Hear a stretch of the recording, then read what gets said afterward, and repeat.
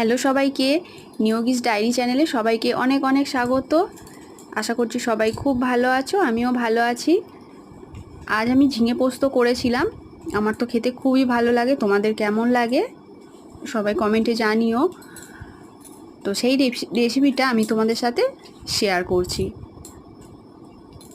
প্রথমে আমি ঝিঙেগুলো গোল গোল করে কেটে নিয়েছি ছোট ছোট করে, আর সাথে আলুগুলোও চৌকো করে ছোট করে কেটে নিয়েছি।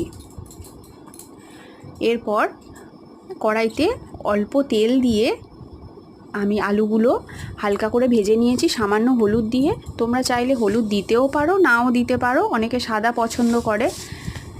তো তারপর কড়াইতে আবারও অল্প করে তেল দিয়ে 5 ফোড়ন, শুকনো লঙ্কা আর তেজপাতা দিয়ে একটু নেড়ে চেড়ে নিয়ে ভাজা ভাজা করে নিয়ে তাতে ভাজা আলুগুলো তুলে দিয়ে সাথে ঝিঙেটাও দিয়ে একটু নেড়ে চেড়ে নুন, হলুদ আর পরিমাণ মতো চিনি দিয়ে একটু নাড়াচাড়া করে নিয়ে তাতে পোস্ত বাটাটা দিয়ে আবার কিছুক্ষণ নেড়ে চেড়ে নিয়ে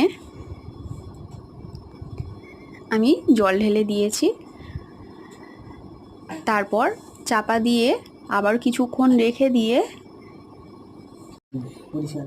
রেখে ঢাকা খুলে নামিয়ে নিয়ে তার মধ্যে অল্প করে ঘি দিয়ে ভালো করে মিশিয়ে নিয়ে রেডি ঝিঙে পোস্ত।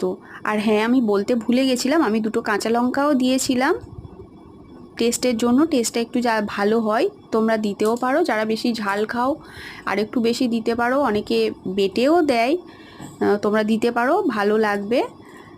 এরকমভাবে একবার করে দেখো, তোমাদের ভালো লাগবে। আর কে কোথা থেকে দেখছো অবশ্যই কমেন্টে জানিও। রেসিপিটা ভালো লাগলে একটি লাইক করে দিও, আর সবাই চ্যানেলটি আমার সাবস্ক্রাইব করো। ভিডিওটি এই পর্যন্তই। আজ টাটা।